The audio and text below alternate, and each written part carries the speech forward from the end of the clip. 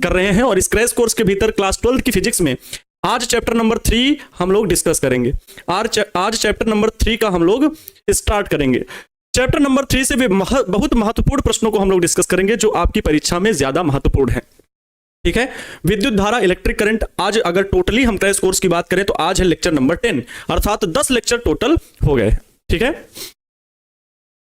हाँ अब सुनिए, कुछ बच्चों को क्वेश्चन जो है जो पीडीएफ आप लोगों को क्रैश कोर्स के भीतर दिया जा रहा है बच्चों, वो बिल्कुल फ्री ऑफ कॉस्ट है।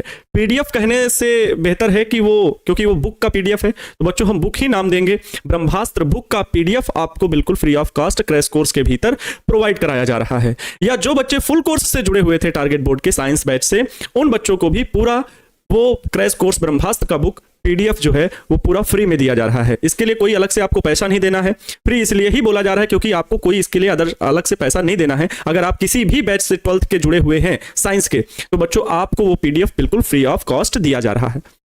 ठीक है, अब दूसरी चीज कि उसमें कल उसमें अपलोड हुए थे कुछ सब्जेक्ट के पीडीएफ अपलोड हुए थे। तो बच्चों उसमें से फिजिक्स का ही बात करें तो जो ऑप्शन था, पहले ही ऑप्शन से कुछ गलत थे। क्या गलत था कि उसमें स्लाइड के नीचे, क्योंकि आपको बहुत आसान तरीके से वो पीडीएफ बुक दी गई है कि आप पीडीएफ के एक ही पेज में जो क्वेश्चन लिखा होगा उसी के उत्तर नीचे लिखे होंगे, तो वो थोड़ा सा गलत था।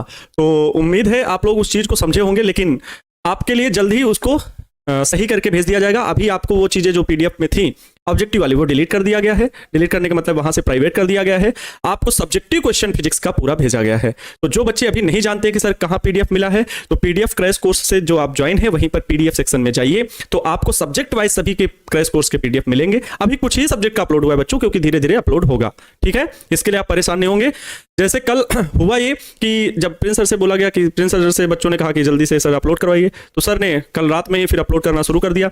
तो जो कंटेंट था उसको टीचर को एक बार भेजना था कि भाई इसको जल्दी से आप एक दिन में रीसेट कर दीजिए, रीचेक कर दीजिए, लेकिन रीचेक हुआ नहीं। अब किताब वालों ने इसमें मिस्टेक किया हुआ था, किताब छपनी थी तो उन लोगों ने इस पे कुछ मिस्टेक किया हुआ था। खैर कोई बात नहीं, वो चीज सुधार ली जाएगी। अभी नहीं आया, अरे भैया कैसे कह सकते हो अभी नहीं आया है? फिजिक्स, केमिस्ट्री, मैथ हाँ अपलोड हुए हैं ना। तो सब्जेक्टिव क्वेश्चन सभी के अपलोड हैं, ऑब्जेक्टिव क्वेश्चन भी केमिस्ट्री और मैथ का अपलोड है। एक दो ऑब्जेक्टिव अगर गलत होगा किसी सब्जेक्ट का, वो जायज है, सबसे हो जाती है त्रुटियां। सबसे का मतलब है कि किसी भी टाइपिंग वाले से थोड़ी बहुत मिस्टेक हो गई हो तो बात अलग है। लेकिन जो फिजिक्स में था पूरे के पूरे ऑप्शन गलत थे, इसका मतलब था कि पूरे किसी दूसरे पेज के दूसरे ऑप्शन लिख दिए गए हैं। तो इसलिए उसको सुधारने के लिए अभी ऑब्जेक्टिव क्वेश्चन फिजिक्स के नहीं भेजे गए हैं, सब्जेक्टिव क्वेश्चन टोटल भेज दिया गया है। और हम ये भी चेक करना चाहते थे कि कितने बच्चे जानकार हैं कि जल्दी से बताएंगे कि सर इसमें से ऑब्जेक्टिव क्वेश्चन गलत है ना। मेरा तो ये भी उद्देश्य सफल हो गया कि कितने बच्चे ये जान पाए कि हाँ भाई पहले ही क्वेश्चन से सर ऑब्जेक्टिव क्वेश्चन ये जो था उसका उत्तर जो आंसर सीट थी वो मिसमैच कर रही थी। तो ये देख करके अच्छा लगा, ये सुन करके अच्छा लगा। अब हम चेक करके उसे भेजेंगे, आप लोग परेशान नहीं होंगे। अब हम उसे चेक करके भेजेंगे, ठीक है। और जो सब्जेक्टिव क्वेश्चन है आप लोग तब तक उनको पढ़ें और उसका अभ्यास करें। लॉन्ग क्वेश्चन 30 या 35 मिलेंगे, ठीक है। 30 या 35 क्वेश्चन आप लोगों को लॉन्ग क्वेश्चन मिलेंगे। लॉन्ग क्वेश्चन जरूर पढ़ लेना, क्योंकि उन्हीं में से कोई ना कोई आपका प्रश्न आ जाएगा आपके एग्जाम में, ठीक है। तो वो लॉन्ग क्वेश्चन अर्थात 15 नंबर वो पक्के कर लेना। लघुत्तरी प्रश्न 80 लगभग होंगे, जो 2 अंक वाले होंगे वो प्रश्न भी आप लोग पढ़ते रहना, उनकी प्रैक्टिस करते रहना। सर आपने बहुत सारे प्रश्नों को पहले ही रिवीजन करवा रखा है, प्रैक्टिस करवा रखी है। धन्यवाद। अगर आप इतने अच्छे तरीके से पढ़ रहे हैं, रेगुलर क्लास कर रहे हैं, अच्छे से जानते हैं सारी चीज़ें, तो इसका शुक्रिया। क्योंकि अगर वैसे ही तैयारी चलती रही, लेकिन इसका मतलब ये नहीं है कि हम सर एक बार पढ़ चुके हैं, रिवीजन कर चुके हैं। लगातार अगर पढ़ते गए तो फिजिक्स में फिर 95 प्लस आने की गारंटी है। क्योंकि कई बार हमारा अगर आत्मविश्वास बढ़ जाता है ना, तो जैसे कहते हैं ना ओवर कॉन्फिडेंस, तो फिर वो गड़बड़ हो जाता है। चलें, अब कोई दिक्कत किसी को? पीडीएफ प्यारे बच्चों, प्रिंट कुछ बच्चे कहने करा ले। प्रिंट कराने की मुझे लगता है कोई बहुत खास आवश्यकता नहीं। अगर आप कह रहे हो कि सर आंख दुखती है, तो ये सब तो फिर बातें हैं, रील्स देखने में आंख नहीं दुखती। देखो दिक्कत यह है कि अगर आपको कोई चैप्टर जैसे लॉन्ग क्वेश्चन में दिक्कत ज्यादा आ रही हो, शॉर्ट क्वेश्चन में कोई दिक्कत ज्यादा आ रही हो, ऑब्जेक्टिव क्यों निकलवाओगे? ऑब्जेक्टिव का ऑप्शन पता होता है, ABCD पढ़ोगे, हल करोगे, ए ऑप्शन भी। ऑब्जेक्टिव इतना लंबा पेज काहे लिए निकलवाओगे? सब्जेक्टिव को अगर याद करना है तो आप चाहो तो प्रिंट आउट निकालो, फिर इतना महंगा नहीं जाएगा। 100-150 रुपए में आपके सब्जेक्ट के 2-3 सब्जेक्ट के निकल आएंगे भाई। 15-15, 20-20 पेज निकल आएंगे, ठीक है। 15-15, 20-20 पेज निकाल लीजिए। किसी अच्छे कैफे में जाना कि पता लगे 5 रुपया लेंगे तो 8 रुपया लेंगे, तो फिर वो तो बहुत महंगा हो जाएगा। कोई ऐसा हो जो कह दे भैया कि हाँ थोड़ा इतने ज्यादा पेज है तो चलो हम कम में कर देंगे, तो 200-250 में आपके पूरे पेज मतलब सभी सब्जेक्ट का लगभग हो जाएगा। सब्जेक्टिव क्वेश्चन को ओरली मैं बता रहा हूं, तो अगर जरूरत है तो ऐसे उन बच्चों के तो पैसे बच गए ना, जो किताब अगर आती तो सबको ही खरीदना चाहता, सबको ही फायदा उठाना चाहता, तो दिक्कत था।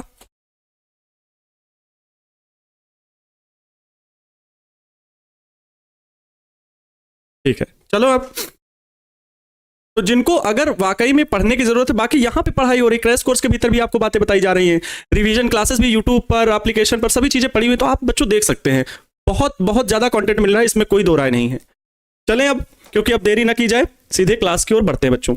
आज हम लोग इसका शुरुआत कर रहे हैं विद्युत धारा, करंट इलेक्ट्रिसिटी, चैप्टर नंबर 3 है। सब्जेक्टिव क्वेश्चंस पहले बताए जाते हैं आपको क्रैश कोर्स के भीतर, फिर उसके बाद ऑब्जेक्टिव क्वेश्चन एक क्लास में करवा दिए जाते हैं। तो इसमें आज हम लोग क्या बात करेंगे, टूडेज मेरा गोल क्या रहता है प्रत्येक दिन, कौन बताएगा? गुरुजी आपका गोल ये रहता है एक लॉन्ग क्वेश्चन, है ना, एक लॉन्ग क्वेश्चन आप बता देते हैं, एक लॉन्ग क्वेश्चन। और एक बात जरूर याद रखना, मैं अगर कह रहा हूं कि वही लॉन्ग क्वेश्चन, कुछ बच्चे, हाँ मुझे तो बहुत सारी बातें बच्चों ये डिस्कशन में निकल जाता है जो आप लोगों की समस्याएं हैं। कुछ बच्चे ये कह रहे थे कि सर क्रैश कोर्स का पढ़ें कि फुल कोर्स वाला पढ़ें। बच्चों एक बात बताओ, फुल कोर्स का ही एक पार्ट है क्रैश कोर्स। क्रैश कोर्स में फुल कोर्स के ही क्वेश्चंस डिस्कस किए जा रहे हैं, समझाए जा रहे हैं। भाषा की बात रही तो मैंने कब कहा कि भाषा आप रटो, कॉन्सेप्ट रटो, और भाषा का मतलब सूत्र थोड़ी बदल जाता है, सूत्र तो नहीं बदल दिए गए, प्रोसेस तो नहीं बदल दिया गया। कहीं कहीं पर बस इतना हो जाता है, राम ने श्याम को पीटा या श्याम को पीटा राम ने, बस इतना अंतर है कि थोड़ा बहुत उसे एक्टिव वॉइस और पैसिव वॉइस में चेंज कर दिया जाता है। मतलब भाषा कोई रट के थोड़ी घूम रहा है, कॉन्सेप्ट में भाई हो सकता है आपको फुल कोर्स में लैंग्वेज को थोड़ा सा इधर उधर लिखा हो और यहाँ पे क्वेश्चन भावार्थ वही रहता है। तो मैंने कभी आपको ये नहीं सिखाया कि आप रटो, भाई दूसरी जगह पे होता होगा ऐसा, लेकिन मैंने तो हमेशा प्रेरित आपको यही किया है कि कॉन्सेप्ट समझना, खुद से लैंग्वेज लिखना। बताओ अभी तक जितने भी फुल कोर्स किए होगे या क्रैश कोर्स के भीतर ही पढ़ रहे होगे, तब भी मैं अपने 7 क्वेश्चन आपको लिखवाने के लिए बोलता हूं कि मेरे 7 उत्तर लिखो, जो भाषा मैं लिख रहा हूं उसको उसी तरह लिखने का प्रयास करो। तो सीख रहे हो जरूरी थोड़े। अच्छा एक चीज और, आप सोच रहे हो कि सर 500 में हम चलो ले आए 450 प्लस, 480 प्लस, ठीक है, इसके बाद आपका गोल क्या है, यही लेके क्या बैठोगे? नॉलेज बहुत सारे बच्चे ऐसे, बहुत सारे नहीं, 60-70% जो एवरेज स्टूडेंट होते हैं वही हायर जो प्रोफाइल की कह सकते पोस्ट है वहीं पर पहुंचते हैं। जो बहुत ज्यादा अपने आप को टैलेंट लगाते हैं वो रास्तों में भटकते हुए फिर जाते हैं, ये बहुत बार मैंने देखा है। अर्थात आप जरूरी नहीं कि इन नंबरों पे पहुंच पाए, नहीं पहुंच पाए, तो इससे परेशान होने की जरूरत नहीं, कोशिश भरपूर करिए, दमखम लगाइए। लेकिन अगर आप डर रहे हो, आत्मविश्वास आपका कमजोर हो रहा है, आप घबराते हो, तो बच्चों बिल्कुल ना ही कभी कोई, क्योंकि छोटे छोटे आप लोग बच्चे हैं, नादान हैं, कई बार मैंने बच्चों को देखा है बहुत ज्यादा जो मेहनती होते हैं गलत फैसला ले लेते हैं। यहाँ तक कि वो शब्द मैं सोचिए मैं बोलना नहीं चाहता हूँ, लेकिन मजबूरी है कि कई बच्चे इंटरमीडिएट जैसी परीक्षाओं में, बोर्ड परीक्षाओं में ही अंक प्राप्त ना कर पाने या फेल होने की जैसी घटनाओं में क्या करते हैं, वो सुसाइड केस तक पहुंच जाते हैं। ये बहुत गलत बात है, बहुत निंदनीय कार्य है। आपको इसमें कोई कुछ मिलने वाला नहीं है, बल्कि बहुत बड़ा नुकसान आपके घर वालों को होता है, क्षति होती है इससे। आप तो चले गए, लेकिन जो आशाएं, जो विश्वास माता पिता और घर वाले लगा के बैठे थे वो गलत था, है ना, वो तो गलत हो गया। तो इसलिए बच्चों आप लोग हमेशा याद रखें, हर एक किसी की लाइफ में कुछ ना कुछ ऐसे पड़ाव आते हैं, उन्हें गुजरना पड़ता है और बाद में फिर वही चमक करके निखरते हैं हीरे की तरह। वो भी कोयले में ही पड़े होते हैं, लेकिन हीरे भी बाद में चमकते हैं, उन्हें जब साफ किया जाता है, जब तराशा जाता है। तो बच्चों एक चीज जान लीजिए, लाइफ में आपके कोई भी चीज आए, ये होगा वो होगा, बहुत सारी ऐसी दुविधाएं आती हैं जिनके बाद आप कुछ करते हो। मुझे अपनी लाइफ सोचता हूं तो जब मैं पीछे बैकग्राउंड फ्लैशबैक में देखता हूं तो मुझे खुशी होती है, गर्व महसूस होता है कि हाँ मैं आगे कुछ प्रगति कर पाया। बात समझ में आई? तो अपने से उदाहरण लो, आप बहुत अच्छे हो, ये बात का विश्वास रखो। एक लॉन्ग क्वेश्चन डिस्कस करेंगे और 2 या 3 आपके शॉर्ट टाइप के क्वेश्चन होंगे, ठीक है, 2 या 3 शॉर्ट टाइप क्वेश्चन, बाकी ढेर सारा कॉन्सेप्ट, ढेर सारा क्या होगा, कॉन्सेप्ट होगा। क्लियर? इस बात से सहमत हैं कि सर इतनी बातें होंगी? तो पहली बात तो शुरू होगी विद्युत धारा से, करंट इलेक्ट्रिसिटी क्या है और इसके अंतर्गत हम लोगों को क्या क्या चीजें पढ़नी है। तो आइए आपको समझाते हैं विद्युत धारा किसे कहते हैं बाबू, ठीक है। चलो आप लोग अपनी कॉपी पे हेडिंग डालोगे विद्युत धारा। विद्युत धारा किसे कहते हैं? Current electricity. अगर मैं इंग्लिश कभी लिखूं कभी ना लिखूं तो भाई परेशान नहीं होना कि सर बोल तो दिए हैं, करंट इलेक्ट्रिसिटी लिख लेना थोड़ा बहुत। बाबू एक चीज बताओ, हमने आज आप सभी का अभिवादन स्वीकार किया तो नहीं? नमस्तुभ्यम, नमस्कार, आभार, अभिनंदन आप सभी प्यारे विद्यार्थियों का, राधे राधे, जय श्री राम। सर मेरे पिताजी काम नहीं करते हैं इस वजह से किताब नहीं खरीद पाते मगर पीडीएफ देखकर अच्छा है। बस यही तो भाव था उन बच्चों के पास भी इस सुविधा का पहुंच जाना जो बच्चे किताब लेने में भी सक्षम नहीं थे, किसी तरह पैसे जोड़ करके उनके पिताजी ने माताजी ने दिए तो वो क्रैश कोर्स को परचेज कर पाए या फुल कोर्स को परचेज कर पाए। तो बच्चों पैसा भी यहाँ भी संसाधन है, उनको भी चलाने के लिए सबकी अपनी अपनी रोजी रोटी है, तो चलाने के लिए कुछ तो अमाउंट की जरूरत पड़ती है और फिर संस्थान को भी ग्रो करने के लिए कुछ अमाउंट, जिसे कहते हैं डेवलपमेंट, विकास के लिए कुछ जरूरी होता है। तो इतने कम प्राइस में आपके साथ जब आज पैसा पहले से आप लोगों ने पेड किया क्रैश कोर्स के लिए सब, तो अब बुक के लिए या बुक की पीडीएफ के लिए पैसा लेना कोई जायज अच्छी बात नहीं थी। पहली बात तो क्रैश कोर्स ही इतनी नॉमिनल फी में है कि किसी के पास भी इतने नॉमिनल फी नहीं है, ठीक है। तो बच्चों बहुत सारी बातें हैं, आप सभी समझदार हो। बस चलो अब बात करते हैं पढ़ाने पे। अब वो चीज बातें हो गई पीडीएफ से रिलेटेड, बुक की पीडीएफ से रिलेटेड सारी बातें हो गई। आप सीधे सीधे कंटेंट पर डिस्कस करेंगे कि हम लोगों को पढ़ना क्या है। आज की पूरी क्लास की लेक्चर चलेगी भाई। विद्युत धारा बच्चों, करंट इलेक्ट्रिसिटी की अगर हम बात करें तो करंट इलेक्ट्रिसिटी में बताया जाता है कि आवेश का अब क्या होगा, प्रवाह होगा। अभी तक जो आप लोग 2 चैप्टर पढ़े वहां पर इस चीज को तो आप लोग अच्छे से जान गए कि एक आवेश होता है, एक आवेश नाम का कोई राक्षस है नहीं कोई देवता है, आवेश नाम का कोई देवता है जो अपने चारों ओर एक ऐसा क्षेत्र बनाता है जिसे हम विद्युत क्षेत्र कहते हैं। विद्युत क्षेत्र विद्युत बल रेखाओं से बनता है और ये विद्युत बल रेखाएं बहुत दूर तक फैली होती हैं। इनमें विद्युत क्षेत्र की तीव्रता किसी बिंदु पर अलग अलग होती है। अब विद्युत क्षेत्र कहीं पर जो फैला होता है, अगर 2 आवेश रख दिए जाए, एक धनावेश एक ऋण आवेश, क्योंकि आवेश 2 प्रकार का होता है तो विद्युत द्विध्रुव बना लेता है। ऐसे ही बहुत सारे कॉन्सेप्ट आप लोगों ने पहले चैप्टर में सीखे थे। फिर दूसरे चैप्टर में आप लोगों ने गॉसियस थ्योरम से ये सीखा, दूसरे चैप्टर में विद्युत विभव से ये सीखा कि आवेश का प्रवाह किस दिशा में होगा। ये आवेश अगर जाएगा तो किस दिशा में जाएगा। अगर कोई दूसरा विद्युत क्षेत्र यहां आ गया तो ये विद्युत क्षेत्र, दूसरा वाला और पहला वाला विद्युत क्षेत्र, इन दोनों विद्युत क्षेत्र में आवेश का स्थानांतरण किस दिशा में होगा, इसका निर्धारण विभव की सहायता से किया जाता है। तो विद्युत विभव के बारे में भी आप लोगों ने सीखा। फिर फार्मूले थे वो तो फिर फिजिक्स के कॉन्सेप्ट है। ओवरऑल आप लोगों ने 2 चैप्टर में विद्युत आवेश को स्थिर पाया। विद्युत आवेश को कैसा पाए, चैप्टर 1 और चैप्टर 2 में स्थिर आवेश था, रुका हुआ, ठीक है, स्थिर आवेश, स्थिर। लेकिन बाबू अब जब आप पढ़ रहे हो विद्युत धारा तो यहां आवेश जो होगा ना ये दौड़ेगा, इसको अब हम दौड़ाएंगे, ये कराएंगे गति। इसको क्या कराएंगे बच्चों, गति हम लोग कराएंगे। आवेश को दौड़ाएंगे, आवेश को क्या करेंगे, दौड़ाएंगे। तो यहीं से विद्युत धारा का कॉन्सेप्ट अब आपका शुरू हो जाता है। जब आवेश गति करेगा तो उससे क्या प्रवाहित होगी, विद्युत धारा। सर अगर क्या आवेश स्थिर है तो क्या विद्युत धारा प्रवाहित होगी, तो इसका जवाब है नहीं, विद्युत धारा प्रवाहित नहीं होगी अगर आवेश स्थिर है। जब तक आवेश गति नहीं करेगा तब तक धारा प्रवाहित नहीं होगी, ठीक है। चलो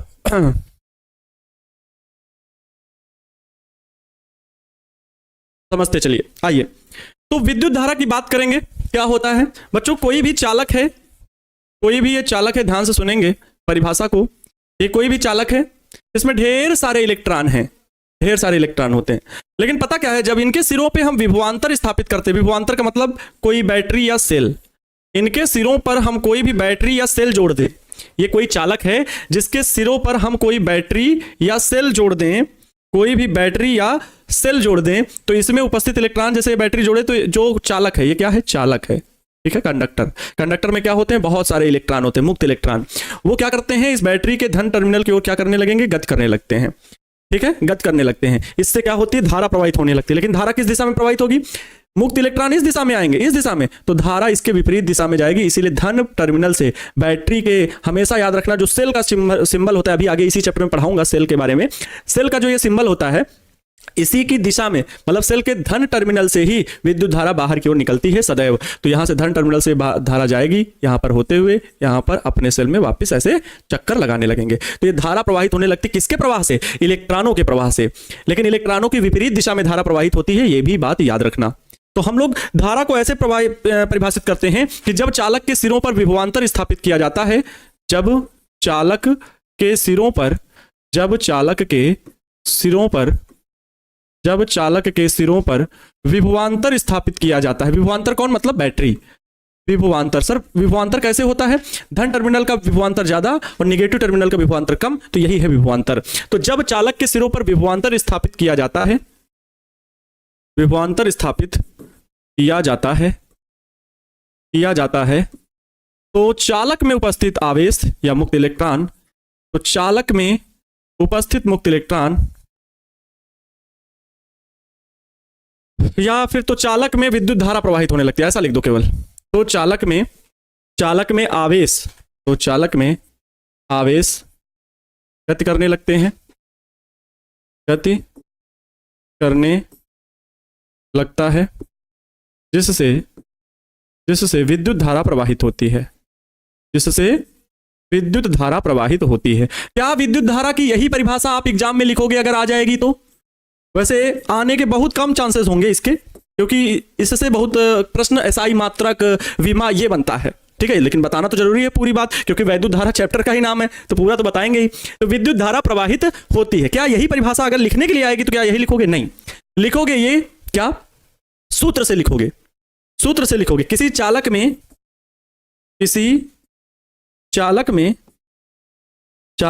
में आवेश प्रवाह की दर को विद्युत धारा कहते हैं। किसी चालक में आवेश प्रवाह की दर को, किसी चालक में आवेश प्रवाह की दर को विद्युत धारा कहते हैं, विद्युत धारा कहते हैं। मेन डिफिनीशन आप इस तरह से लिख दोगे। वैसे ऊपर वाली भी बात लिखोगे तो बहुत अच्छा रहेगा। I बराबर हो गया Q अपान में T।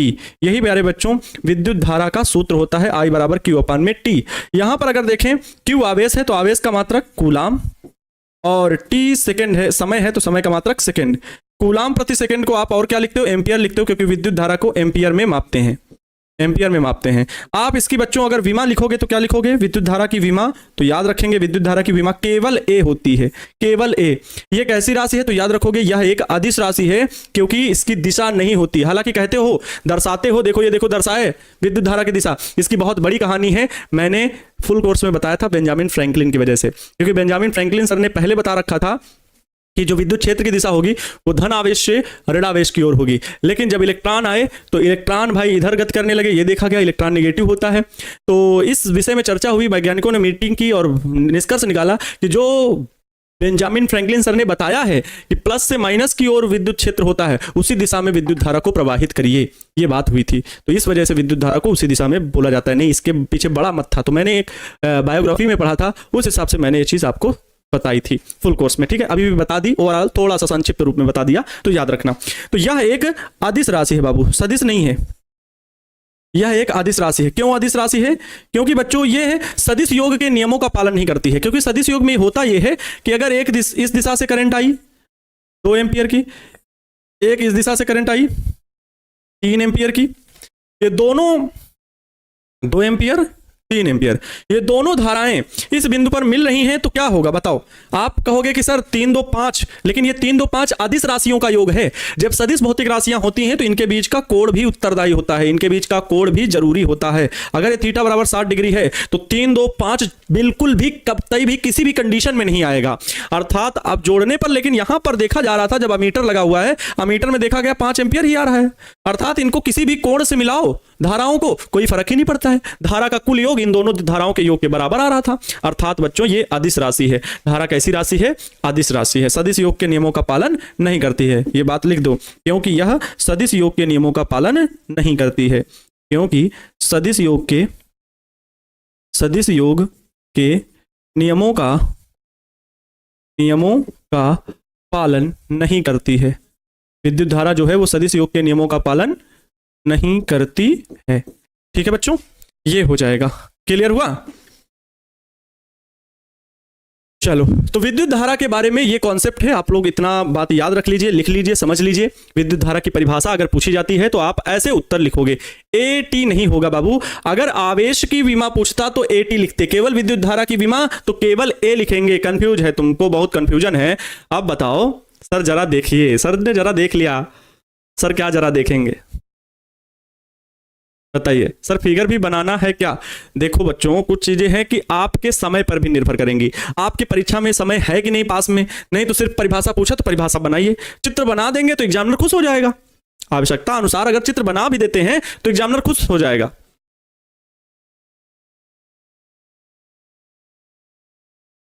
ठीक है? अरे भैया, आवेश की विमा होती है AT, विद्युत धारा की विमा A होती है। प्रभु देवता जी, याद करो वो दिन 11th में 7 मूल भौतिक राशियां होती हैं। कौन बता सकता है 7 मूल भौतिक राशियां? इसमें इतने महापुरुष देवियां हैं, वो झांसी की रानियां, जो नहीं बता पाएंगे कि 7 मूल भौतिक राशियां कौन कौन सी हैं। द्रव्यमान, लंबाई, समय, ताप, विद्युत धारा। आई ना विद्युत धारा? फिर ज्योति तीव्रता, पदार्थ की मात्रा, समय, लगभग हो गए 7। फिर से गिना दे। द्रव्यमान, द्रव्यमान, लंबाई, द्रव्यमान, लंबाई, ठीक, समय, ठीक, विद्युत धारा, ताप, फिर ये 6वां हो जाएगा ज्योति तीव्रता, 7वां पदार्थ की मात्रा। 7 भौतिक राशियां होती हैं जिसमें से विद्युत धारा का मात्रक होता है एम्पियर और विमा होती है कैपिटल ए। हाँ, बहुत बढ़िया। चलो चलो, ज्यादा देर ना करते हुए आगे बढ़ते हैं बच्चों, ठीक है। चलो नेक्स्ट क्वेश्चन ये पूछता है, आपके एग्जाम में कभी कभी प्रश्न ये पूछ लेता है कि धारा घनत्व से आप क्या समझते हैं। चलिए, धारा घनत्व से आप क्या समझते हैं, धारा घनत्व से आप क्या समझते हैं। देखो मैं तो प्रश्न भी आपके सामने लिख दे रहा हूं। धारा घनत्व से आप क्या समझते हैं, ये आपका प्रश्न होगा बाबू, क्वेश्चन होगा। धारा घनत्व से आप क्या समझते हैं, तो आपको बताना चाहूंगा धारा घनत्व का परिभाषा आपको लिखना पड़ेगा, इस प्रकार से आएगा। तो धारा घनत्व क्या है, जैसे द्रव्यमान का घनत्व है, आवेश का घनत्व है, वैसे धारा घनत्व है। धारा घनत्व को हम इस प्रकार से जज कर सकते हैं, समझ सकते हैं कि मान लो इस चालक से धारा प्रवाहित हो रही है, तो इसके क्षेत्रफल से, मतलब पूरे क्षेत्रफल से जितनी घनी धारा निकल रही होगी, जितनी घनी धारा, घनत्व का मतलब यही तो है, डेंसिटी, ज्यादा नजदीक होना। तो धारा घनत्व क्या होता है बच्चों कि इसका पहले तो समझ लो, परिभाषा बनाने के लिए J बराबर I/A इसका सूत्र होता है, ठीक है। A को 1 मान लो तो क्या बनता है, J बराबर I बनता है। तो परिभाषा यह बनती है, किसी चालक के प्रति एकांक क्षेत्रफल से अभिलंबवत गुजरने वाली विद्युत धारा को धारा घनत्व कहते हैं। इतना लिख देना है, बहुत सही परिभाषा हो जाएगी। तो इस प्रकार से मैं लिख रहा हूं, किसी चालक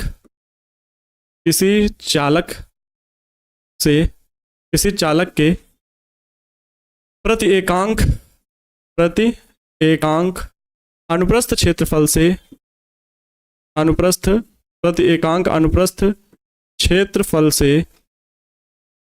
से अभिलंबवत गुजरने वाली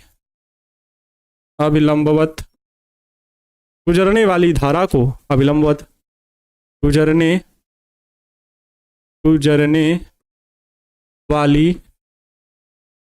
गुजरने वाली विद्युत धारा को धारा घनत्व कहते हैं। धारा घनत्व, ठीक लिखे, अभिलंबवत गुजरने वाली विद्युत धारा को धारा घनत्व कहते हैं। धारा घनत्व कहते हैं। इसे J से प्रदर्शित करते हैं। इसे किससे प्रदर्शित करते हैं, इसे J से प्रदर्शित करते हैं। इसे J से प्रदर्शित करते हैं। इसे J से प्रदर्शित करते हैं। तो J बराबर होता क्या है बाबू, J बराबर होता है I/A। J बराबर होता है I/A। इसका मात्रक क्या हो जाएगा, मात्रक एम्पियर प्रति मीटर स्क्वायर। मात्रक क्या हो जाएगा बाबू, I का मात्रक एम्पियर और क्षेत्रफल का मात्रक मीटर स्क्वायर। धारा का मात्रक एम्पियर और क्षेत्रफल का मात्रक मीटर स्क्वायर हो जाएगा। क्षेत्रफल का मात्रक क्या हो जाएगा, मीटर स्क्वायर हो जाएगा। एक विमा भी लिख सकते हो। कौन इसकी विमा बता सकता है, विमा क्या होगी, इसकी विमा हो जाएगी भाई A एम्पियर और L मीटर की दूरी L2 लिखेंगे, मीटर स्क्वायर है तो ये L-2 हो जाएगी, ये इसकी विमा हो जाएगी। यह कैसी राशि है, अगर पूछ लेगा प्रश्न में तो याद रखना, यह एक सदिश राशि है। कैसी राशि है, यह एक सदिश राशि है। यह एक सदिश राशि है जिसकी दिशा किधर होगी, जिसकी दिशा विद्युत धारा की दिशा में होती है। विद्युत धारा भले अदिश राशि है लेकिन धारा घनत्व सदिश राशि है, जिसकी दिशा विद्युत धारा की दिशा में होती है। अब अगर ऑब्जेक्टिव में आ जाए, देखो इसी जगह से ऑब्जेक्टिव सब्जेक्टिव सब क्लियर होते हैं, थ्योरी से ऑब्जेक्टिव सब्जेक्टिव सब क्लियर होते हैं। यह एक सदिश राशि है जिसकी दिशा विद्युत धारा की दिशा में होती है, इसीलिए कहा जाता है थ्योरी को पूरा अच्छे से पढ़ना चाहिए। पर आज हम आपको नींद में देखे थे, हैं? आपको और प्रिंस सर को नींद में देखे थे, हैं? गजब बात है। चलिए हम आपके पास कम से कम पहुंच तो गए, सपने में ही सही। अच्छा बच्चों ये बताओ, क्या ये परिभाषा आपको याद हो गई? ये प्रश्न अगर आपके एग्जाम में आ जाएगा तो नींद में लिख दोगे कि नहीं? नींद में भी लिख दोगे कि नहीं कि किसी चालक मतलब ये मान लो चालक कोई भी हो सकता है, तांबा, एल्यूमिनियम, कॉपर, लोहा, कुछ भी जिसमें विद्युत धारा प्रवाहित होती है। तार प्लास्टिक का आता है क्या? तो कुछ लोग कहेंगे हाँ सर प्लास्टिक का ही हमने देखा, रबड़ ऊपर चढ़ी रहती है। अरे भैया अंदर कॉपर एल्यूमिनियम कुछ होता है? तो गुरुजी आज आपसे बात किए थे, हो सकता है पीडीएफ को लेकर के कुछ बच्चों से बात हुई मेरी, क्योंकि पीडीएफ जो हुआ था मेरी भी गलती कह सकते हैं, क्योंकि मैंने पूछा नहीं कि कब भाई इसको चेकआउट के लिए मेरे पास भेज दो। जो पीडीएफ बनाया था मैंने जो आंसर टिक करके भेजे थे वो आंसर तो मैंने लिख करके भेजे, ठीक, मुझे तो पता था कि भाई आप वही लिखेंगे, लेकिन गलत हो गया, कोई बात नहीं, बाद में अच्छे से आप भेज दे रहे हैं, उस गलती के लिए क्षमा चाहेंगे, आपसे माफी मांगते हैं, ठीक है। चलिए चलो बच्चों, तो ये हो गया धारा घनत्व, विद्युत धारा। इसके बाद क्या होता है, थोड़ा सा मैं कॉन्सेप्ट समझाना चाहूंगा कि जो विद्युत धारा प्रवाहित होती है वो कुछ कारण होते हैं। विद्युत चालन किसे कहते हैं बच्चों, इसी जगह मैं समझा देता हूं। इसमें बहुत सारे मुक्त इलेक्ट्रॉन होते हैं, तो मुक्त इलेक्ट्रॉन धारा को प्रवाहित करने में क्या करते हैं, सहायता करते हैं। चालक में मुक्त इलेक्ट्रॉन जो उपस्थित होते हैं वो विद्युत विभवांतर लगाने पर एक दिशा में गति करने लगते हैं, तो इस क्रिया को क्या कहते हैं, विद्युत चालन कहते हैं। इलेक्ट्रॉनों का प्रवाह होने लगता है, इस क्रिया को विद्युत चालन कहते हैं। कुछ बच्चे नहीं समझ पा रहे होंगे सर विद्युत चालन, तो वैद्युत चालन पूछेगा नहीं एग्जाम में, बट मैं समझा दे रहा हूं। वैद्युत चालन, वैद्युत का चालन कैसे हो रहा है, आवेश वाहक कौन है, अच्छा यहां पर एक चित्र, अच्छा मैं बना दूं ना, एक चित्र बना के मैं आपको समझा दूं तो बहुत अच्छा रहेगा। एक मैं आपको चित्र बना के समझा दूं, बहुत अच्छा रहेगा। ये चीज बहुत बढ़िया सोची सर आपने कि आप फिगर बना के समझा दीजिए तो हमको एक एक बात याद हो जाएगी। बाबू ये कोई चालक है, ध्यान से सुनना, ये चालक है, चालक में एक तरफ ऐसे रहना चाहिए।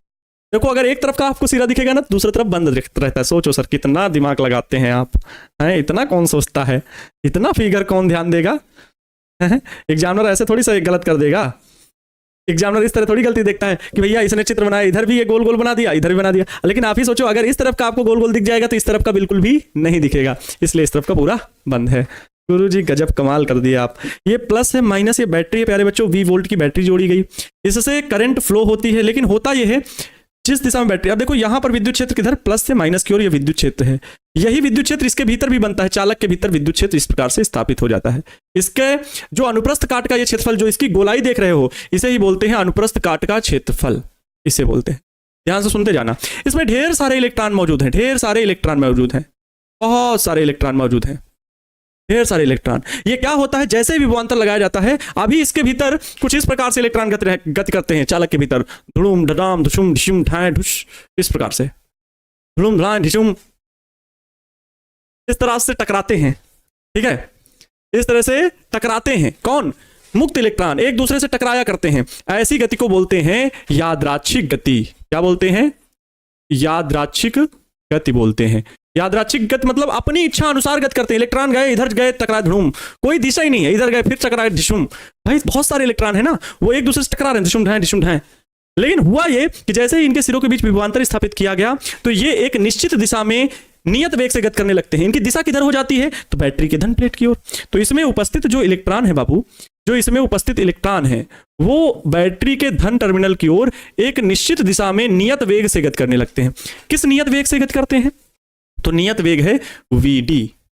चालक की लंबाई मान लो स्मॉल l है, ठीक है, चालक की लंबाई Vd, ये क्या है, अनुगमन वेग से गति करने लगते हैं। इसे ड्रिफ्ट वेलोसिटी भी बोलते हैं, अनुगमन वेग। किसी किसी बुक में इसी को संवहन वेग भी लिखते हैं, या संवहन वेग। घबराना नहीं अगर एग्जाम में संवहन नाम मिले, संवहन वेग। तो बच्चों ये होता है ड्रिफ्ट वेलोसिटी, अनुगमन वेग, Vd सफिक्स में इसीलिए लिखा हुआ है। बच्चों जब यहां पर इलेक्ट्रॉन एक दूसरे से टकरा रहे थे, इलेक्ट्रॉन बहुत सारे धनायनों, परमाणुओं, इलेक्ट्रॉनों सभी से टकराता है, तो टकराते समय जो इनके बीच के टकराने के बीच में जो समय अंतराल लगता है, उसे बोलते हैं श्रांति काल। उसे क्या बोलते हैं, श्रांति काल। जो औसत समय लगता है उसे बोलते हैं श्रांति काल, जिसे टाउ से लिखते हैं। जिसे किससे लिखते हैं, टाउ से लिखते हैं, टकराने के समय को। जब यहां पर दौड़ने लगेगा तो देखो अगली टक्कर कब होगी, तो वो भी श्रांति काल ही होगा यहां पर भी। तो आइए बच्चों, अगली परिभाषा हम लोग जो पढ़ेंगे वो अनुगमन वेग से रिलेटेड पढ़ेंगे। और अनुगमन वेग में ये लॉन्ग क्वेश्चन पूछता है कि अनुगमन वेग किसे कहते हैं।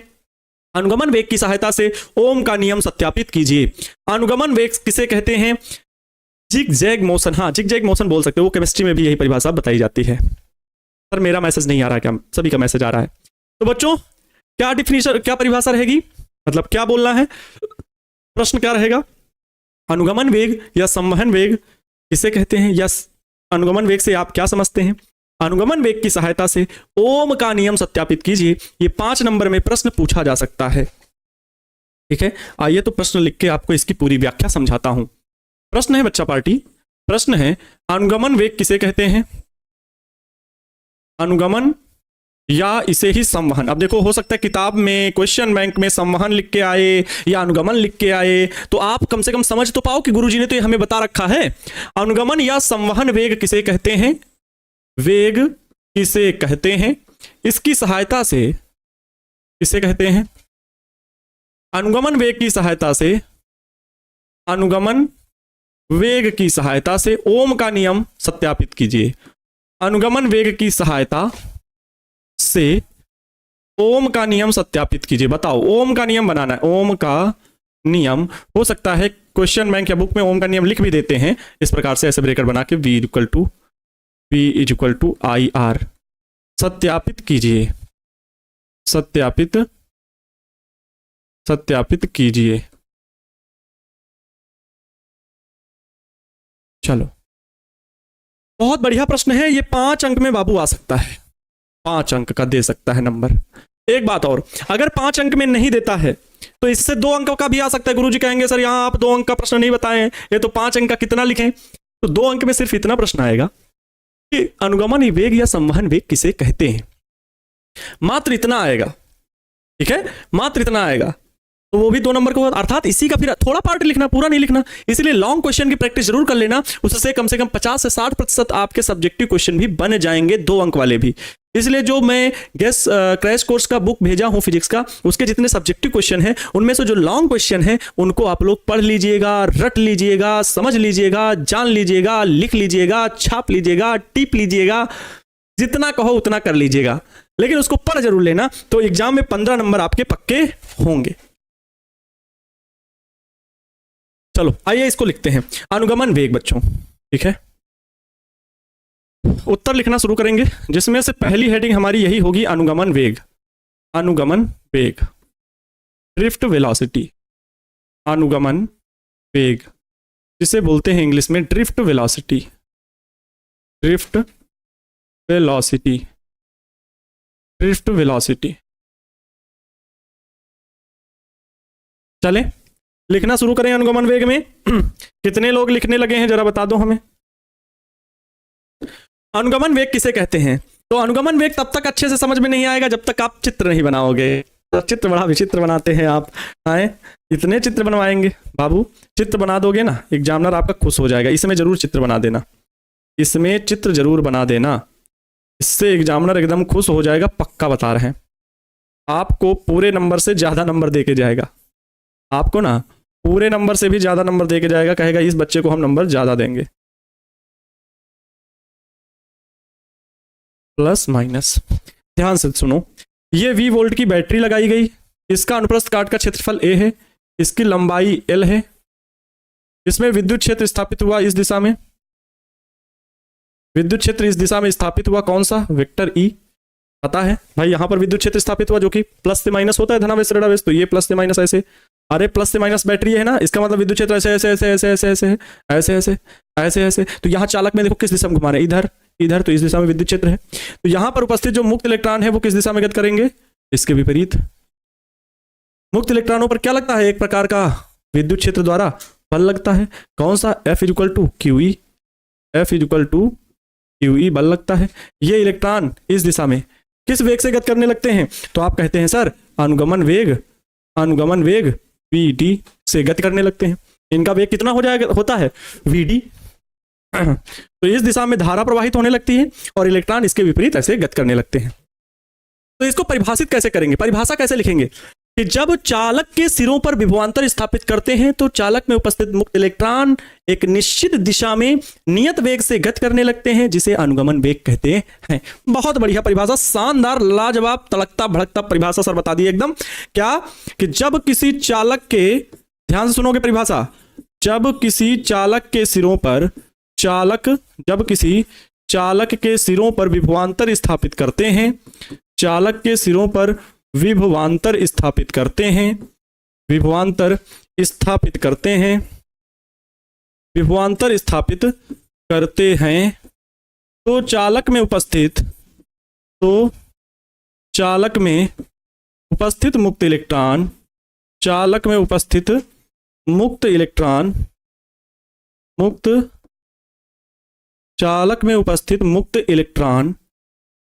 चालक में उपस्थित मुक्त इलेक्ट्रॉन निश्चित दिशा में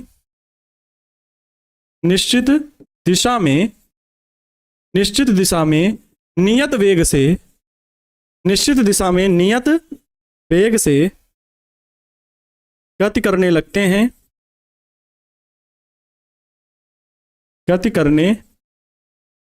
हैं, जिसे निश्चित दिशा में नियत वेग से गति करने लगते हैं, जिसे अनुगमन वेग कहते हैं,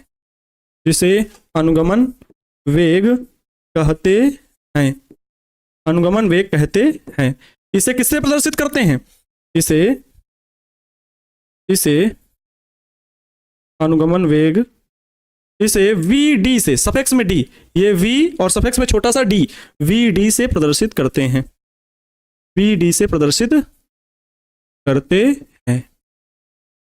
हो गया। अनुगमन वेग अगर पूछता है आपसे तो आप इतना लिख दोगे तो पूरे 2 अंक मिल जाएंगे, लेकिन हमें तो सर 5 अंक प्राप्त करने हैं, तो इसका फार्मूला भी डिराइव करना पड़ेगा अनुगमन वेग का, क्योंकि जब अनुगमन वेग का फार्मूला बनाएंगे तभी ओम का नियम सत्यापित हो पाएगा। ठीक है? यस सर, क्या बात है सर। आप 12th वालों से प्यार नहीं करते, 10th वालों से करते हैं। हम 10th वालों में कब पढ़ाने चाहते हैं भाई? आपके लिए इतनी मेहनत से करके हमने कहा भाई बुक अगर नहीं हो रही तो प्रिंस सर से बोल के भाई कि PDF को फ्री कर दीजिए, कंटेंट एकदम बच्चों को प्रोवाइड करा दीजिए। ये कौन सी बात हुई आप लोग के यहाँ? हम तो 10th में जाते भी नहीं है, पढ़ाने का मौका ही नहीं मिलता, वहाँ बस सेलिब्रेशन में जाते हैं। किस चीज़ की खुन्नस है भैया? आप, हमको लग रहा है आप कमेंट पढ़वाने के चक्कर में ऐसा बोले हैं। सर जी को ऐसा इमोशनली बोलते हैं, अभी सर इधर हमारी तरफ देखेंगे, हमारा कमेंट पढ़ लेंगे। नाम तो किसी का नहीं लेते, कोई बोल रहा है कि सर मेरा नाम लीजिए, नाम तो किसी का नहीं लेते हैं भाई। आप समझ जाओ अपने मन में कि हमारा सर कमेंट पढ़ लिए। सर शादी बहुत हो रहा है, अभी फोटो खींच रहे हैं। अच्छा भाई, शादी विवाह से आप दूर ही रहें अभी तो बहुत अच्छा है। 12th में हैं, जम करके पढ़ाई करें।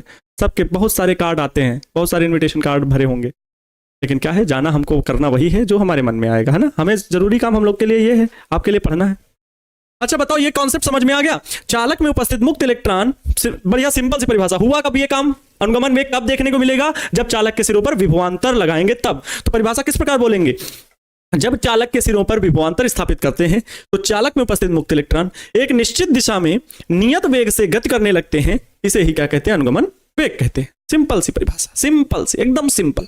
अब आइए इसको डेरिवेशन करते हैं। तो जो डेरिवेशन में ये चीजें जो लिखी हैं, जो चित्र में बने हुए हैं, इन्हीं को चलो माना फलाना ढमाका में लिख देते हैं। आइए माना फलाना ढमाका में लिख दीजिए उन्हीं बातों को। माना चालक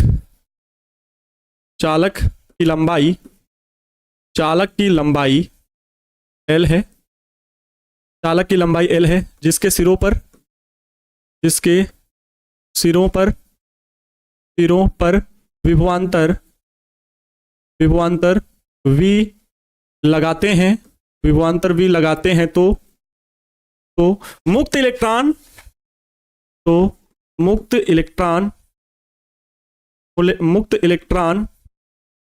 इलेक्ट्रॉन E माइनस अनुगमन वेग VD से गति करने लगते हैं।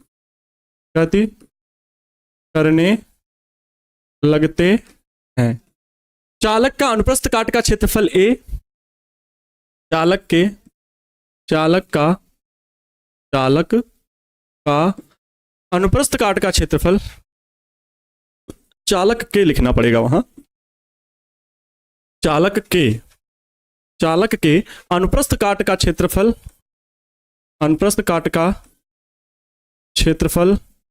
कैपिटल A है, तथा विद्युत क्षेत्र, चालक के अनुप्रस्थ काट का क्षेत्रफल कैपिटल A है। चलो अब आगे लिखते हैं, गणना करते हैं। क्या आप कैलकुलेशन आगे शुरू करते हैं। पहले चीज क्या? जब चालक में विद्युत क्षेत्र E हो, जब चालक में विद्युत क्षेत्र विद्युत क्षेत्र E स्थापित होता है, E स्थापित होता है। पिछले स्लाइड में देखा विद्युत क्षेत्र, मैंने लिखा कि विद्युत क्षेत्र E स्थापित हो रहा है, स्थापित होता है तो इलेक्ट्रॉनों पर कार्यरत विद्युत बल, इलेक्ट्रॉनों पर कार्यरत विद्युत बल बताओ कितना होगा? कौन बता सकता है विद्युत क्षेत्र के पदों में कार्यरत विद्युत बल? कौन बता सकता है? कहोगे सर जैसे ही हमने वैद्युत क्षेत्र स्थापित किया विभवांतर लगा करके, तो कार्यरत जो विद्युत बल होगा F इक्वल टू होगा QE। लेकिन यहां आवेश इसी से लगाना है, लेकिन यहां पर ऐसे लिखोगे विद्युत बल F इक्वल टू QE से आप क्या लिखोगे? F बराबर Q आवेश नहीं है, यहां आवेश के रूप में कौन गति कर रहा है? इलेक्ट्रॉन। तो स्मॉल ई और कैपिटल ई ये लिखेंगे, ठीक है, स्मॉल ई कैपिटल ई। बच्चों एक बात याद रखो कि जो यहां पर आपने विद्युत क्षेत्र स्थापित किया, इससे मुक्त इलेक्ट्रॉन इस दिशा में गति करने लगे, तो प्रारंभिक वेग इनका हम शून्य मानेंगे। प्रारंभिक वेग क्या है इनका? शून्य है। क्योंकि हमने जब फुल कोर्स पढ़ाया था तो दो तरह का डेरिवेशन बताया था, एक समाकलन विधि से, एक नॉर्मल विधि से। लेकिन नॉर्मल विधि वाला क्या है? आसान है, जो दूसरा सेकंड मेथड है वो आपको बुक में नहीं मिलेगा, लेकिन मैंने वो मेथड से आपको कराया था जिसे आप करके बहुत जल्दी से समझ सकते हैं। इसलिए मैंने जो फुल कोर्स में मेथड बता रखा है उसे नॉलेज के लिए आप रखिए, और एग्जाम में लिखने के लिए समय की भी बचत होगी और एग्जामिनर सही भी करेगा क्योंकि कॉन्सेप्ट सेम है। तो बच्चों ये होता है कि इलेक्ट्रॉन त्वरित गति करने लगता है ना।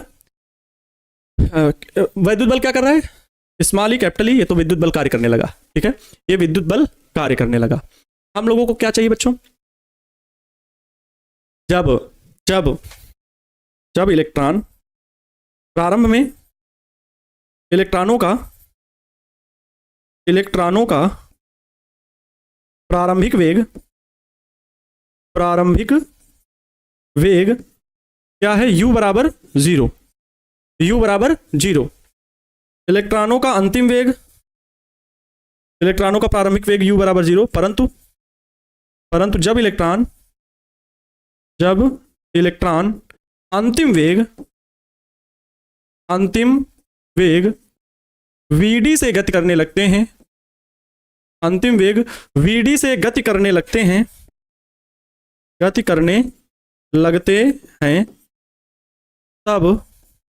तब गति के प्रथम समीकरण कौन जानता है? गति का प्रथम समीकरण V बराबर U प्लस AT से। आइए गति का प्रथम समीकरण लगाते हैं। V बराबर U प्लस AT, तो V की जगह लिखेंगे VD, U की जगह पर लिखेंगे 0 प्लस A इंटू T, समय की जगह पर लिखेंगे टाउ, श्रांतिकाल। यहां समय जो उपयोग किया जाएगा वो श्रांतिकाल वाला, टक्कर के बीच का औसत समय A टाउ। अब देखिए न्यूटन के नियम से अगर कार्यरत बल की बात करें तो F बराबर ma से A बराबर क्या मिलेगा? F बाई m मिलेगा। A बराबर क्या मिलेगा? F बाई m मिलेगा। तो चलिए A की जगह पर F बाई m रख देते हैं, तो यहां पर मिल जाएगा, फिर से ध्यान से देख लो, गति का प्रथम समीकरण है V बराबर U प्लस AT, तो VD की जगह पर 0 प्लस A की जगह त्वरण है A लिखे, T समय की जगह टाउ लिखे। प्रारंभिक वेग शून्य है, बाद में अंतिम वेग प्राप्त किया ना वो VD अनुगमन वेग से गति करने लगे, तो बड़ा आसान इससे लगेगा, नहीं तो बड़ा कठिन रहेगा। तो VD बराबर 0 तो है ये, ठीक है, ये 0 है। A टाउ पहले लिख लेता हूं, A इंटू टाउ, फिर A की जगह पर क्या है? F अपान में m है इंटू टाउ है। F की वैल्यू क्या है? वैद्युत बल, कोई बाहरी बल नहीं है, विद्युत बल कार्य कर रहा है, स्मॉल ई कैपिटल ई। तो VD बराबर स्मॉल ई कैपिटल ई अपान में m इंटू टाउ। बच्चों यही बस हो गया क्या? अनुगमन वेग का सूत्र। सर अनुगमन वेग का सूत्र ये हो गया, मात्रक क्या होगा? मात्रक मीटर प्रति सेकंड ही होगा, भले अनुगमन वेग ही है, नाम क्या है? अनुगमन, लेकिन वेग तो है ना, तो मात्रक मीटर प्रति सेकंड ही होगा, एक चीज और ध्यान देंगे, जब अगर हम लोग दूसरे चैप्टर में देखे हों कि विद्युत क्षेत्र की तीव्रता को विभव के पदों में E बराबर V अपान में L लिखते हैं, से ये लिखते हैं कि नहीं, तो VD बराबर क्या होगा? VD बराबर E, और कैपिटल E की जगह पर V अपान में L लिख दीजिए, और ये M लिखा हुआ है नीचे, M इंटू टाउ। तो बच्चा पार्टी ये अनुगमन वेग का सूत्र एक और हो गया, ये अनुगमन वेग का सूत्र हो गया। यहां पर लिख दीजिए, यह अनुगमन वेग का विस्तृत व्यापक सूत्र है, यह अनुगमन वेग का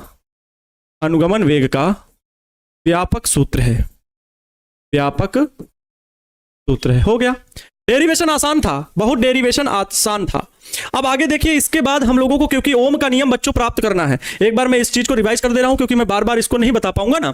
तो मैंने क्या कहा बच्चों, इस चित्र से याद रखना, इसके सिरों के बीच विभवांतर लगाया तो वैद्युत क्षेत्र स्थापित हुआ, वैद्युत क्षेत्र स्थापित हुआ तो इलेक्ट्रॉन इधर खींचे तो किस वेग से गति करने लगे, ड्रिफ्ट वेलोसिटी वीडी से गति करने लगे।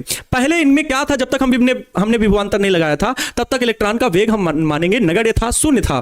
तो बच्चों यहां पर हम वही लिखे, पहले तो ये बता दिए कि जैसे ही हमने विभवांतर लगाया तो इलेक्ट्रॉनों के बीच क्या कार्य करने लगा, विद्युत बल, जो कि F इक्वल टू क्यू है, जिसे क्यू की जगह पर आवेश की जगह पर इलेक्ट्रॉन है तो स्मॉल ई कैपिटल ई लिख दिए।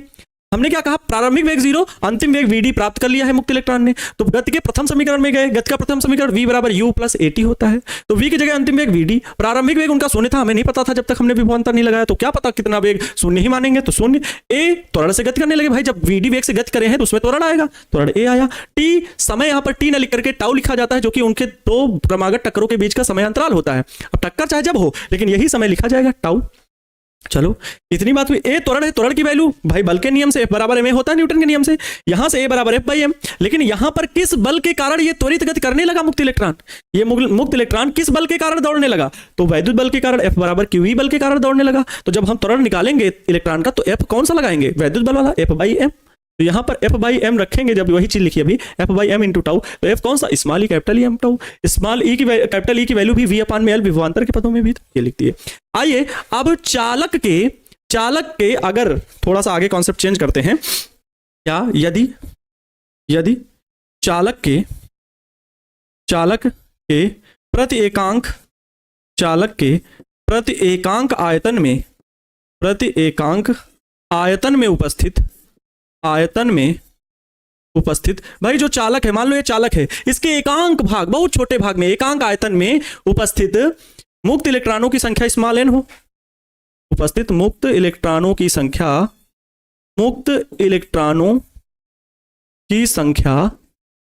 क्या हो, मुक्त इलेक्ट्रॉनों की संख्या स्मॉल n है।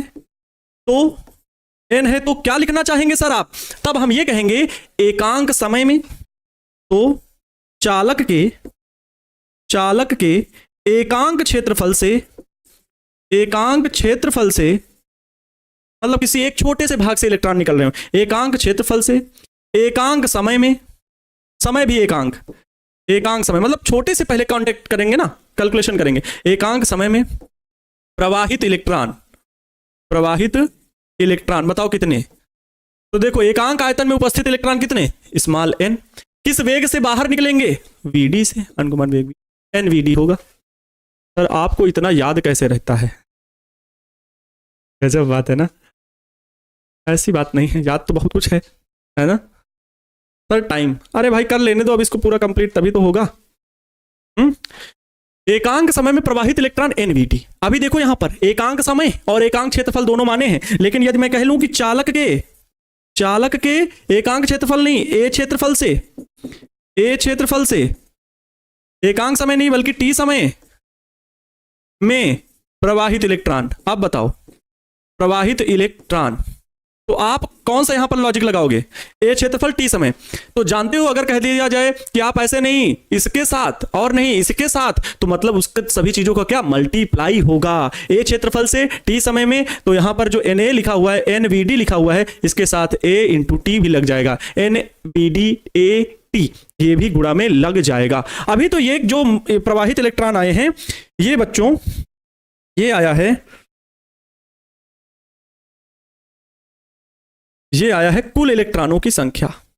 ये क्या आई है, कुल इलेक्ट्रॉनों की संख्या, कैपिटल N की वैल्यू आई है, navdt ये। तो अगर हम प्रवाहित कुल आवेश निकालें, प्रवाहित कुल आवेश, सर अभी तो इलेक्ट्रॉन बोले, इलेक्ट्रॉनों से मिलकर ही तो आवेश निकलेगा, अर्थात चालक से प्रवाहित कुल आवेश,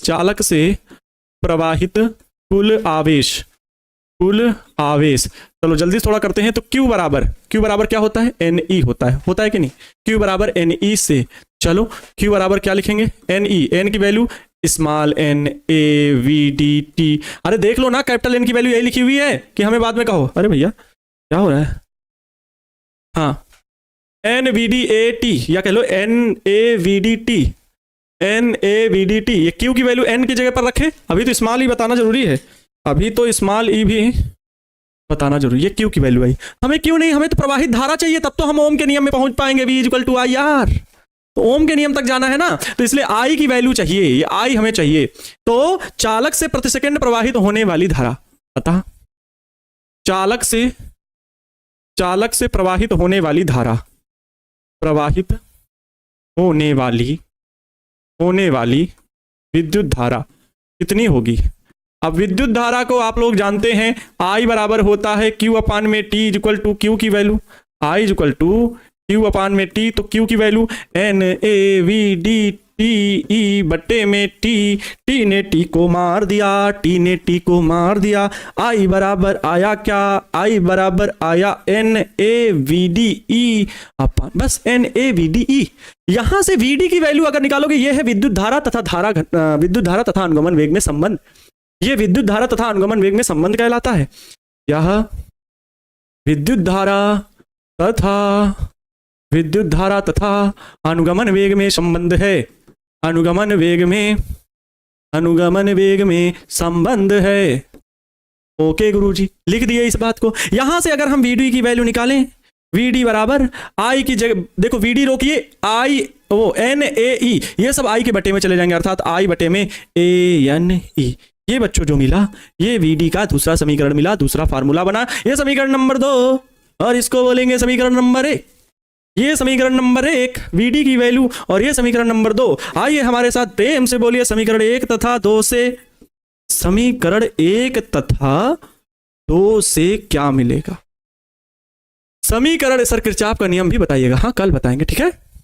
समीकरण 1 तथा 2 से LHS बराबर है, LHS VD भाई, इसका भी VD, RHS बराबर होंगे, बोलो यस और नो। यस सर, LHS बराबर है तो RHS बराबर है भाई, LHS is equal to LHS, अतः RHS बराबर RHS होगा। बोलो, ये लिखना नहीं है, मैं तुमको समझा रहा हूं केवल, वहां नहीं लिख देना एग्जाम में, चाहे छापो सुल्तान से तो 1% कम नहीं हो। इसका LHS क्या है भाई, EVML into tau, E capital V small m into L into tau is equal to, इसका RHS I अपान में ANE, ये I इसके बटे में ले आओ, ये बनेगा V अपान में I इधर लाओ, V इधर लिखा हुआ है, बराबर का निशान लगाइए, उस तरफ सबको ले जाइए। I उधर से इधर आ चुका है एक बार, अब दोबारा गलती नहीं करना। ML उधर पहुंचा तो ML ऊपर बटे, ठीक है, अंश में बटे में, ये ANE तो रहेगा, स्मॉल ई भी तो जाएगा, टाउ भी तो इधर जाएगा, तो ये कहेंगे ANE, ये वाला भी E यहाँ पहुंचेगा, तो E इंटू ई, टाउ भी इधर हर में पहुंचेगा, इंटू का टाउ। बच्चों अगर हम इसे अगली स्लाइड में लिखें इस चीज को, तो ये मिल जाएगा V अपान में I is equal to ML upon में ANE स्क्वायर इंटू टाउ। बच्चों यही है ओम का नियम, यह है ओम का नियम, V अपान में I, ठीक है। निश्चित ओम का नियम क्या है, ओम के नियम से क्या है, ओम का नियम लिखिए तो, ओम के नियम से निश्चित या नियत भौतिक ताप पर, नियत भौतिक अवस्थाएं अगर नियत हो, किसी चालक की अगर भौतिक अवस्थाएं नियत भौतिक ताप व दाब पर चालक के सिरों पर या चालक के सिरों पर लगाया गया विभवांतर, दाब पर चालक के सिरों पर लगाया गया विभवांतर, चालक के सिरों पर लगाया गया विभवांतर, सिरों पर लगाया गया विभवांतर, चालक के सिरों पर लगाया गया विभवांतर चालक में प्रवाहित विद्युत धारा के अनुक्रमानुपाती होता है, चालक में प्रवाहित विद्युत धारा के अनुक्रमानुपाती होता है, विद्युत धारा के